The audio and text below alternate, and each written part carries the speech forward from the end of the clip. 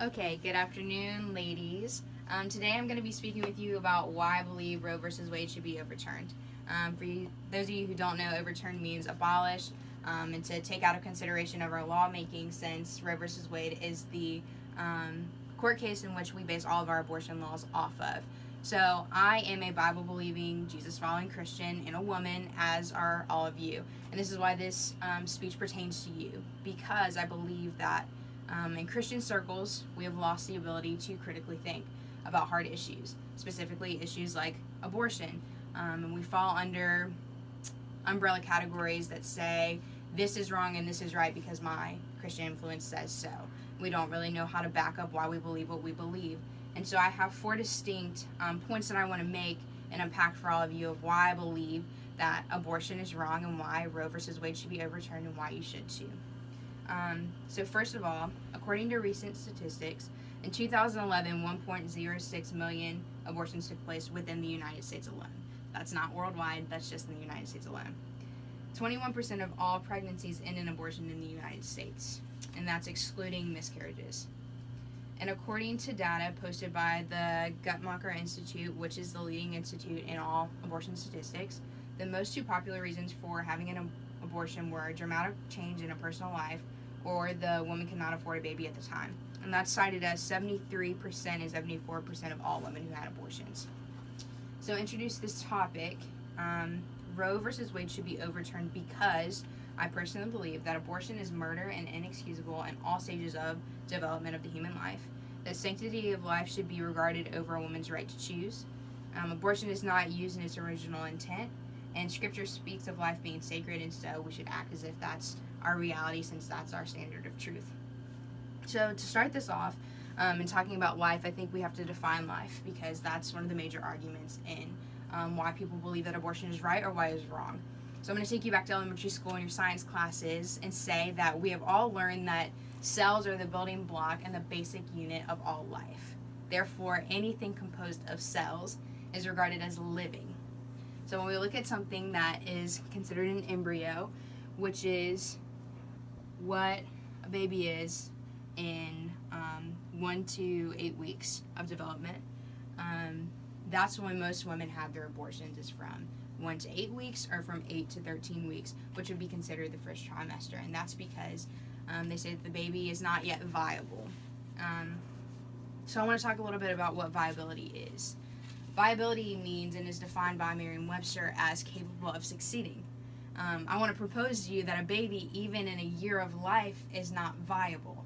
And that is because if you take a 1-year-old toddler and you leave them out to run around the house and try to fix their own food or take care of themselves, clothe themselves, they're not capable of succeeding at all without the nurture of a mother, without being fed, without being taken care of. So I would say that the argument of viability is not one that should be stuck to or even considered in that matter. The CDC reports that 92% of all of abortions are ones that take place within the first 13 weeks based off of the viability factor in general, which is kind of crazy to think about, that they're taking human life, which again, I said is anything that consists of cells, and taking it just because they say that it cannot survive outside of the mother's womb by itself. But I would propose to you again, anything within the first year of life, especially human life, is not going to be able to survive by itself, whether it's a fetus or whether it's a 1-year-old toddler. So secondly, speaking of the sanctity of life and women's choice, so Roe versus Wade has to do heavy with women's right to choose what happens to her body, what she can do with her body and what's going on with her body.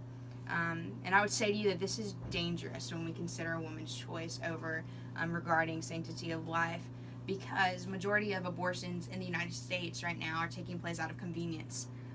They have happened as a way of birth control, not of a way of taking care of a mother's health or even a fetus's health. They happen out of, this is convenient for me right now. I'm not prepared to go into this life-changing situation. I cannot afford a baby. And therefore the woman's choice is clouded. Her judgment may be clouded. Majority of the age range where women get abortions is like the age 20 to 29. And so they haven't really experienced a lot of life yet. 59% of all women who have abortions are mothers. And I just believe that judgment is so clouded within their realm of life, their sphere of influence, in order for them to be completely capable of making a clear decision of, like, this is what I'm going to do, and understanding the full implications of it. I believe that afterwards they don't know the emotional ramifications that comes with it. With not sanctifying life within you that you're bearing, when you take that apart from you, it severely impairs you emotionally, it severely impairs you physically, and it causes major damage. There's actually a syndrome called post-abortion syndrome that talks heavily about depression, which most women have right after abortion. So thirdly, I want to talk to you about the Abortion Act of 1967, which discusses the original intent of abortion. And that law, as it stands, basically says that unless the abortion is going to happen or take place, be performed because of a woman's life being endangered, or it causing danger to her existing family members, or if it causes danger to the fetus, abortion should not happen. It should not be lawful. But in fact, it is. Abortion in its original intent was used to save a mother's life or to save a baby's life. Right now, there is statistics that show that over half of the abortions, more than half of the abortions that take place in the United States right now, are out of convenient reasons. 0.5% happen because of rape or incest. Less than 3% happen because the mother's life is in danger, and 4% happen because the baby's life is actually in danger. So as you can see, abortion has morphed into something out of convenience and a means of birth control than it has in its original intent. It's been used and abused in ways that it never should have been able to be used. So that being said, I want to go back to the point that I made at the beginning, that all of us are Bible-believing and Jesus-following Christians, and we're women. So not only should we protect the life that's within us, but we have to realize what we're regarding as life. There are multiple scriptures that we live our life by and filter through our standard of truth, which is the Bible. Some of them being in Genesis, which talk about every single one of us being made in the image of God.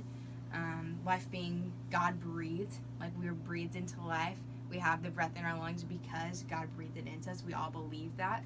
And that's something that is sacred. Not only is that something that is sacred, but the only one who breathed life into lungs should be the only one who can take it away or terminate it. We have a severe authority problem with how we view abortion nowadays. And again, that comes back to the issue of critical thinking and us actually forming our own opinions about abortion and it being murder. We don't have the authority, nor should we have the choice to terminate life within us. It's something that's a lot heavier than what our world has made it to be. It's something that is normal now, and it's something that has severely impaired our judgment.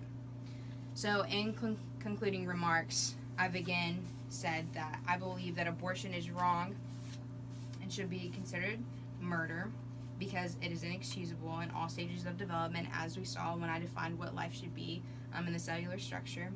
Sanctity of life must be regarded over a woman's right to choose because it's dangerous due to the impairing of judgment and emotional state of a woman, especially after an abortion.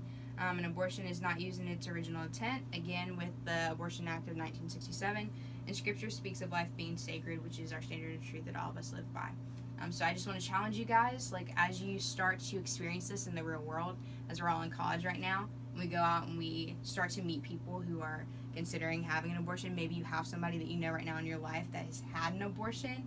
Start forming your own opinions about it, critically thinking about these issues, because it's severely important that you understand why you believe what you believe when people ask this of you. Thank you for your time.